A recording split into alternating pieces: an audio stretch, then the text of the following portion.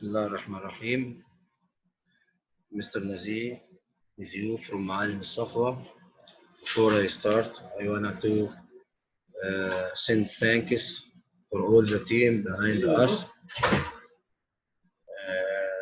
The boss administration, Mr. Nasir Saleh, the supervisor, Mr. Sif Trefi, and Mr. Yusuf Adib. Also, many thanks for the coordinator, Mr. Walid Lashid. Okay. Now we are going to explain to you a very important rule in grammar. I think it's very simple, but it's very important also because you will find no sentence in English without including or without pronouns.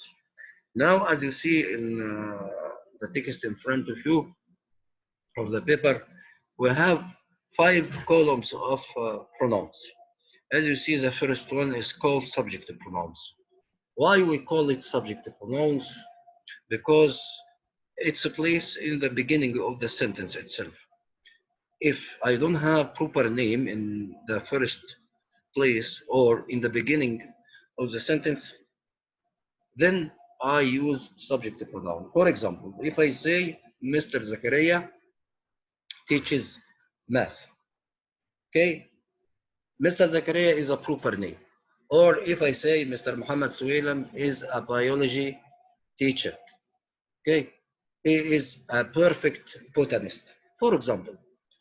But now I don't have Mr. Zakaria in the sentence or Mr. Muhammad Suwailam. This is called proper name. If I wanted to change Mr.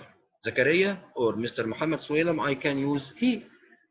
So the sentence will be he teaches math or he teaches biology. Both of them are correct or are right. Okay?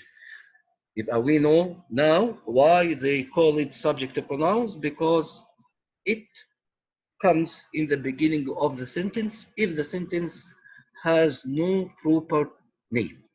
As you see, the subjective pronouns I, he, she, it, you, we, they.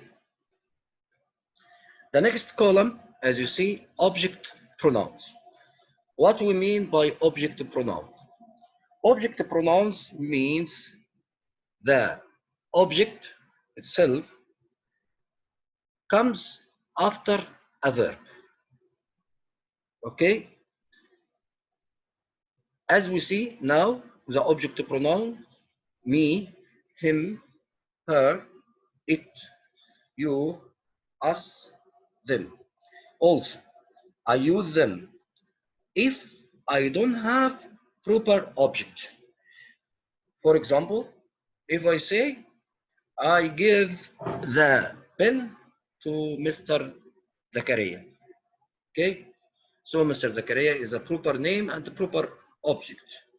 But if I wanted to change Mr. Zakaria with a pronoun, I can say I give the pen to him. Both of them are correct. Okay? Now, we know why they call it object pronouns. So the difference between subjective pronouns and objective pronouns, that subjective pronouns comes in the beginning of the sentence, but objective pronoun comes after the verb or the main verb. Now let's turn to the third column. As you see, possessive adjectives. Possessive adjectives. Why we call it possessive adjectives and don't say possessive pronouns? Okay? Because maybe comes after it, after the pronoun itself, may be a name or an adjective. Like I can say my car, and I also can say her beauty. Okay? Tamam? Is it clear? Okay. So, we know now why they call it possessive pronouns or possessive, adjectives. And as we see, my, his, her, it's, your, our, the. Okay? Now the fourth column, possessive pronoun. Mine, his, hers, its, yours, ours, theirs. As you see, most of them, all of them nearly, ends with S, except number one, mine. What is the difference between possessive adjectives and possessive pronoun? For example, if I say, whose car is it? One answered, it's mine. Okay? He has no need to tell me, it's my car. It's mine is enough. So,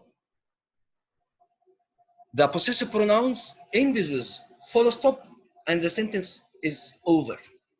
So, the main difference between possessive adjectives and possessive pronouns is that possessive adjectives followed by a name or an adjective, but the possessive pronouns followed by full stop and the sentence is ended already. Okay? Now, let's turn to the fifth column.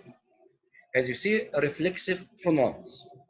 Why we call it reflexive pronouns? Because if you want to assure for a listener or for the listener about an action, okay, you say to him, for example, or you use reflexive pronoun. For example, if I say, did you see Mr. Mustafa? The listener said, yes, I saw him. You repeated the questions in another way. Are you sure? He will answer, yes, I saw him myself, and pointed by his finger, okay, to his chest to assure for you, to make you quite sure from the action he did. Okay, that's why they call it reflexive pronoun. As we see, myself, himself, herself, okay, itself, yourself, yourselves, ourselves, themselves. Okay, now to sum up all what we said now, we have pronouns. Pronouns is very simple, but very important in English language because nearly no sentence you will find in English without pronouns. Pronouns, as you see, 5 subject pronouns in the beginning of the sentence. Object pronouns come after the verb. Possessive adjectives followed by a name or an adjective. Possessive pronouns followed by full stop and the sentence ended already. Reflexive pronouns to assure for the listener about an action you did. Okay? Now you have many sentences and very examples to see. Okay? Just translate it also in Arabic to make sure that you understood well. Finally, I'm very happy and it's my pleasure to explain to you today this simple rule. Thank you for listening all. Best of luck. Hoping see you soon, inshallah, next Thursday with my greetings. And I appreciate your attendance. I respect you all. I respect all the participants today and who also has an excuse not to participate. Thank you for your all. Thank you. Bye.